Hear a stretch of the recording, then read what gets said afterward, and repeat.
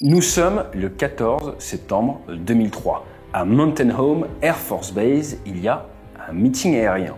Et ce meeting va marquer l'histoire de l'aviation de chasse, mais surtout de la vie d'un pilote, le numéro 6 de la patrouille des Thunderbirds, qui va s'éjecter 0,8 secondes avant que son F-16C ne s'écrase. Les photos vont faire le tour du monde. Ce que je vous propose dans cette vidéo, c'est de comprendre quelle erreur a amené ce professionnel surentraîné qui avait déjà réalisé cette figure 200 fois à se louper, mais avoir tout de même la présence d'esprit de sauver sa vie et d'amener son avion légèrement sur la gauche afin de s'assurer qu'il ne touche personne dans la foule. Allez, jingle. Et aujourd'hui, notre partenaire qui nous suit depuis des années, vous le connaissez, c'est Conflict of Nations. Je ne sais pas si vous avez déjà joué à ce jeu PVP, Player versus Player, où des humains affrontent en temps réel d'autres humains et qui vous permet tout simplement de vous retrouver aux commandes d'un pays au 21e siècle avec chars, navires, sous-marins nucléaires lanceurs d'engins, avions de combat, et vous allez devoir mettre en place une stratégie pour survivre au niveau mondial qui va consister soit à vous défendre et forger des alliances ou à être dans l'offensive et essayer de récupérer le plus de souveraineté territoriale possible. Tout cela se fait en temps réel. Vous êtes donc parti pour des semaines de jeu et vous allez pouvoir jouer dans les transports sur votre téléphone ou à la maison sur votre ordinateur, qui vous permet de recréer des conflits et des batailles épiques. Ce que l'on vous propose, c'est de cliquer sur le lien juste en dessous. Ça vous donnera accès à ce jeu gratuit, mais avec un mois d'abonnement premium gratuit et surtout accès à 13 000 pièces d'or, ce qui vous permettra de construire plus rapidement votre potentiel de défense.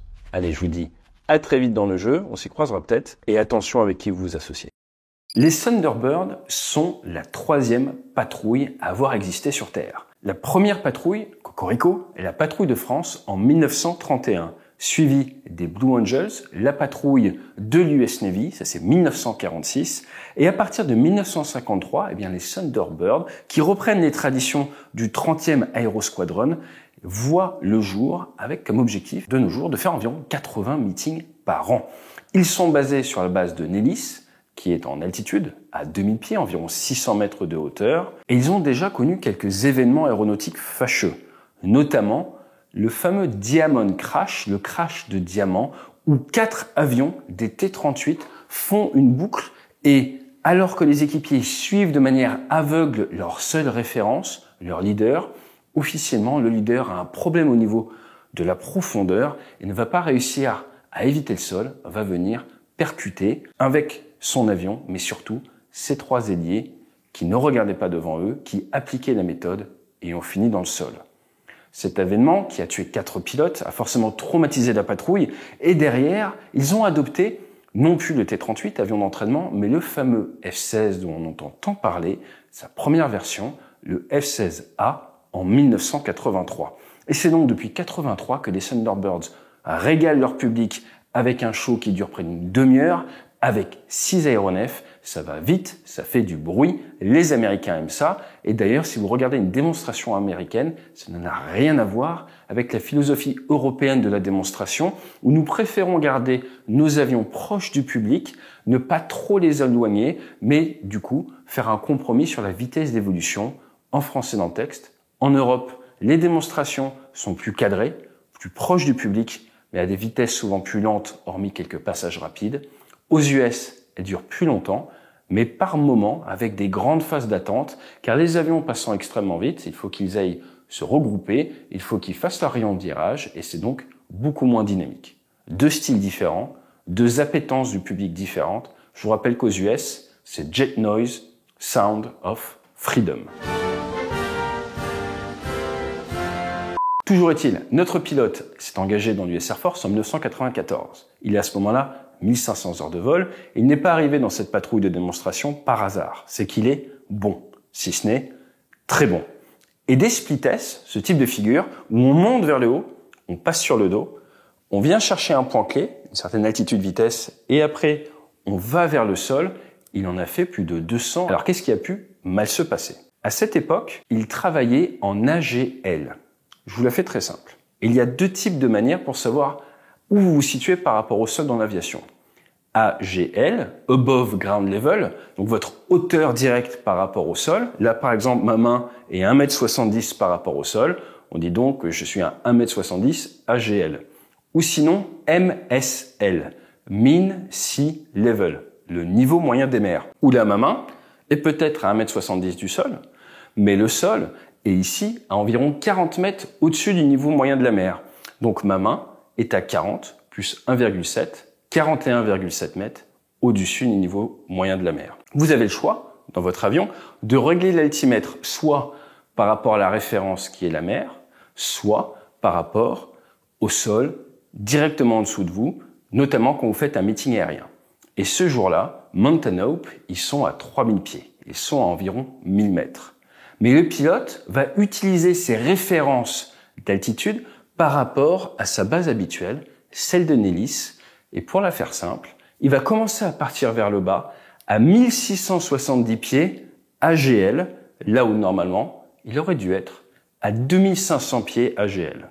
Vous l'aurez compris, il est trop bas, trop rapide, ça passe pas. Il s'en rend compte, il tire à fond sur le manche, il part un petit peu vers la gauche, il voit que ça ne marchera pas. Perdu pour perdu, il sait que son avion ne va toucher personne au sol, il tente sa chance, même si, normalement, là vous êtes en dehors du domaine du siège éjectable. Le sol arrive tellement vite, il y a peu de chances que ça passe, il la joue gagnante, et à 0,8 secondes près, ça passe, son parachute se déploie, et par miracle, il ne finit pas dans la boule de feu. Les Thunderbirds vont continuer leur saison de représentation, le pilote ne volera plus, il sera puni. Il faut appeler un chat un chat. Cette unité, dont le call sign est T-Birds, qui a 12 officiers, 132 mécaniciens, c'est donc une énorme unité quand même, 6 FCSC actuellement, ainsi que 2 FTSD, des biplaces, va continuer sans lui, mais des leçons vont être tirées de cet événement, notamment deux. La première est qu'à partir de maintenant, tout le monde va travailler au MSL. Ce sera donc le QNH, pour les plus aéronautiques d'entre vous, qui fera foi, et tout le monde fonctionnera par rapport au niveau de la mer, avec un call à faire vers l'officier de sécurité des vols au moment de certains points clés pour s'assurer que vous ne faites pas cette erreur. Et deuxième leçon, pour cette fameuse split S où avant il fallait être à 2500 pieds sol, maintenant il rajoute 1000 pieds, le nouveau point clé est donc 3500 pieds, ce qui vous permet d'avoir environ 300 mètres de marge supplémentaire au cas où vous fassiez avoir. Donc cette mésaventure a permis de faire grandir les Thunderbirds, a permis de faire évoluer les process, et il est indispensable, quand on est opérationnel, d'avoir conscience que des fois les procédures ont été réfléchies d'une certaine manière, mais qu'elles ne vous protègent pas forcément. C'est ce que ce passage de l'AGL, ou Foxeco, pour les plus spécialisés d'entre vous, au QNH, nous rappelle. Je vous rappelle que c'était en 2003, j'ai connu dans la chasse embarquée une époque où on fonctionnait encore au Foxeco, l'équivalent de l'AGL. Tout cela a changé pour être standardisé par rapport au monde civil. Dans 99% des cas, en 2024, tout le monde travaille au QNH, au MSL, ce qui permet d'éviter ce genre de problème. En définitive, comme vous le savez, on est défini par la qualité de sa prochaine passe. 200 split S ne vous empêche pas de faire une erreur tragique sur le 201e. Ce pilote doit sa vie à pas grand-chose. Et c'est dommage de se dire que sa carrière aurait été très différente s'il avait peut-être pris la minute supplémentaire de préparation. Car même si ce jour-là, cela n'a tué personne, on a malheureusement d'autres cas, et notamment en meeting aérien, où un défaut de préparation a amené à la tragédie. Rappelez-vous cette phrase, êtes-vous prêt à vivre avec votre manque de préparation? Ce n'est pas parce que vous avez réussi 200 fois une figure que la 201e fois se passera parfaitement. À très bientôt sur la chaîne. N'hésitez pas à vous abonner. Peut-être qu'on va se voir pour un webinaire ou un séminaire à la rentrée. N'hésitez pas à nous contacter sur debrief.org. Et d'ici là, fly safe. Conflict of Nations est un jeu de stratégie PVP en temps réel gratuit qui se déroule pendant un conflit mondial du XXIe siècle. Choisissez votre propre stratégie, engagez-vous dans des batailles épiques et partez à la conquête du monde.